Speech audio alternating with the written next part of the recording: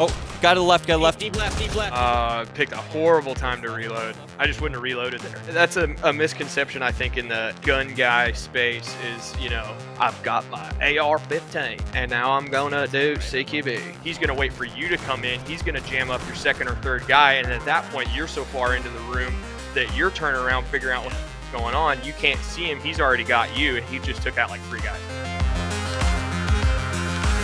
Hey, welcome back to Experts React. My name is Connor. I'm a Marine veteran, combat engineer, and marksmanship instructor. Today we're going to be checking out 0 Hour. Let's get into it.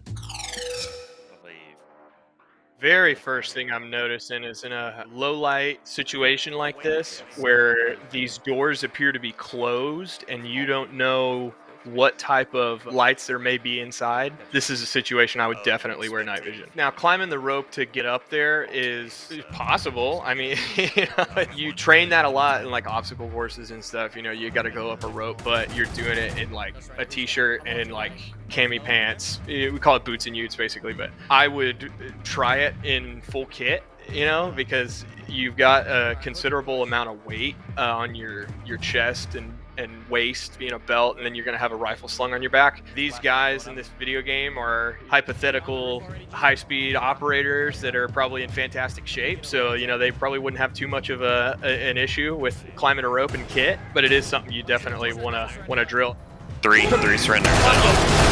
If I'm on a dark ledge and I'm firing onto another dark ledge, 100% I'm going to want some type of night vision and then an infrared laser to engage those guys. That visible laser you're seeing and just nothing over your eyes, that's just making it kind of unnecessarily difficult.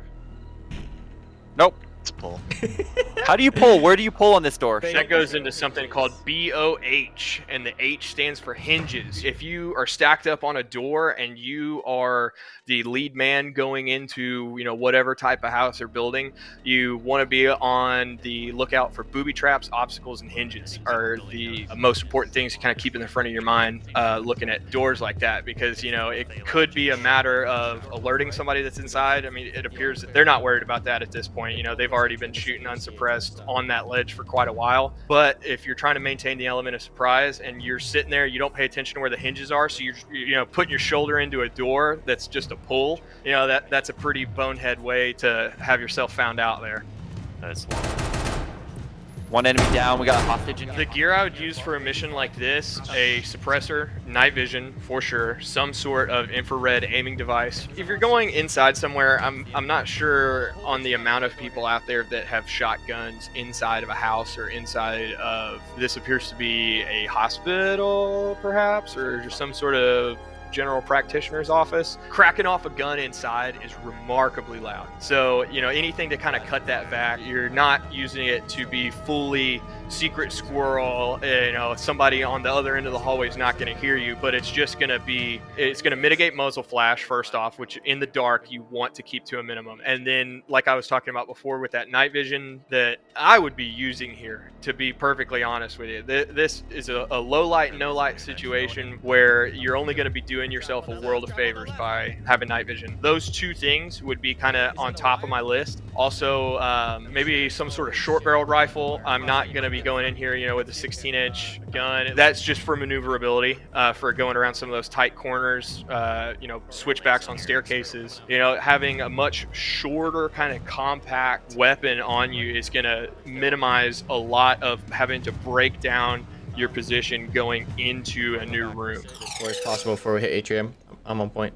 If they're not going to use night vision here, at the very least, I mean, the last room that they were in, you could kind of tell had more lights, but it had a lot of dark corners and areas where they have beds with what's called dead space behind them. Now, that dead space is an area that you can't see due to some sort of cover blocking it. It doesn't have to be hard cover that you can't shoot through. So if they're not going to use night vision in a scenario like this, where you would plainly see into the corner of the room whenever you got yourself, you know, exposed to that dead space when you're in the process of clearing it, I would at least want some sort of white light if they're not going to use night vision, because, you know, creepy lurks in dark corners, and I don't want any part of it. I want to be 100% sure that I'm in a clear room, because, you know, if you got a guy that's just staying really quiet in a dark corner, yeah, he could wipe your whole team out. He's not going to wait until he sees the first guy. If he knows You didn't see him. He's going to wait for you to come in. He's going to jam up your second or third guy. And at that point, you're so far into the room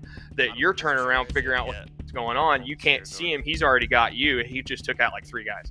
Watch your ass as you approach. Contact down below left. You look to the furthest guy on the left, how he's always kind of looking back. That's the first time we've kind of seen some rear security, which is super important. There are a lot of things you can mess up doing this like, you know, CQB type work. Not pulling rear security is a fatal mistake for some people in training. It's definitely not something that you're gonna mess up more than once, because that is a pretty heavy responsibility. Just to be aware of what's behind you. We know where we're going. You've got a point man. You've got multiple people with guns pointing primarily forward. If you just assume that everything's taken care of behind you, you're dead wrong. Right. Want me to get flash on it? It's a pretty good way to clear downstairs. Moving up, moving up. Very good way of doing that. Having somebody holding that corner and somebody else supplying the hardware. I took a round. Someone take point. Swap. Back Got down it. the- It's good situational awareness of the point man to say, hey, I need somebody else to take point right now. That is something that happens working in a small team like this. You will usually drill in if the point man goes down, if this guy goes down, if whatever. And so you kind of all shift. Luckily, he's still in the fight and could say, hey, you know, I'm hit. I need time, you know, render aid, whatever he's going to do. I'm sure he can heal himself in the game. Having another guy so you're not getting jammed up. Turning left.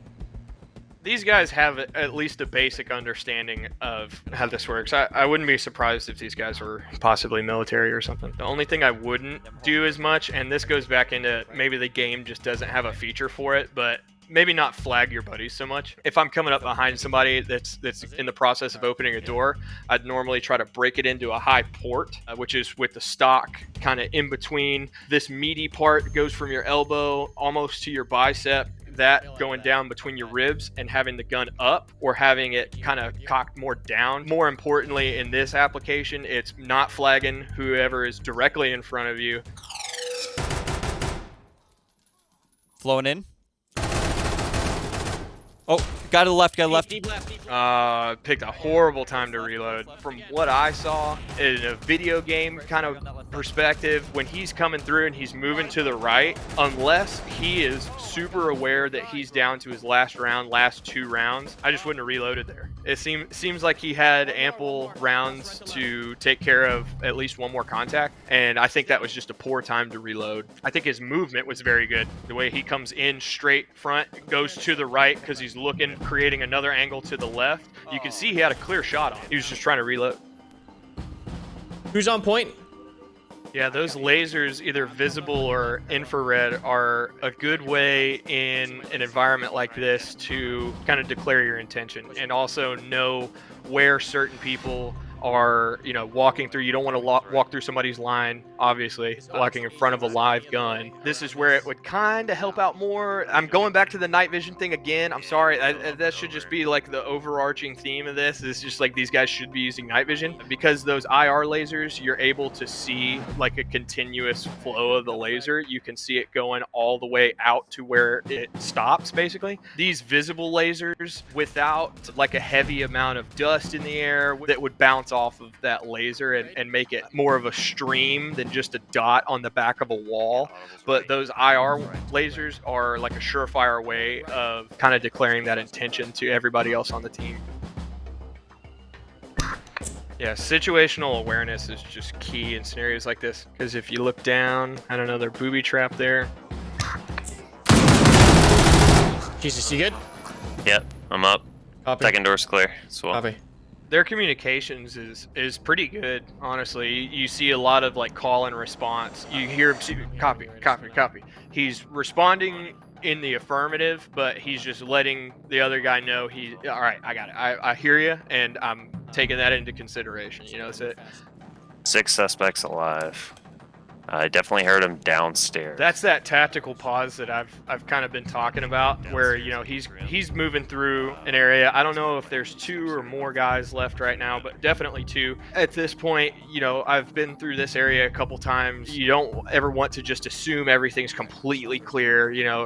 New things can come up all the time, but he's aware that he's in kind of that tactical pause where he's not going to make the same mistake he made earlier by reloading through a entry to a room. He's kind of able to sit there, take out the mag, say, hey, this feels a little light. I should probably throw that in, maybe an emergency reload pouch, what have you, somewhere I can get to it quickly. I'm going to have to use it again, but I'm going to take a full mag out of maybe somewhere more stable, and then I can get into something that would normally take me a minute. I normally don't want to do this as I'm running through a room for the first time, but now I know I've got a free second. I can go ahead and get a full magazine out and go ahead and insert from there. Just kind of a better way to do it, and while still giving yourself options.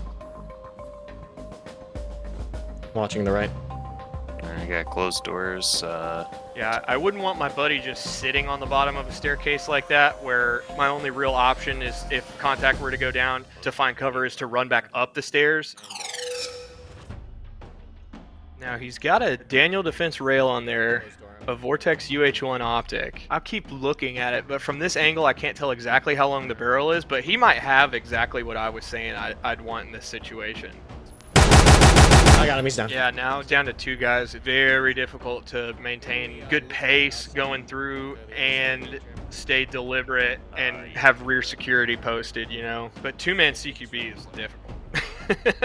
That's a misconception, I think, in the gun guy space is, I've got my AR-15 and now I'm gonna do CQB. It takes a lot of learning, it takes a lot of reps, and typically people aren't gonna have hospitals for you to go and clear with. But honestly, these guys are doing great for what they got. Oh no, he got 1-man CQB in the dark with no night vision. Ask anybody if they want to sign up for that. Now he's got white light. He's got the white light and no white light discipline.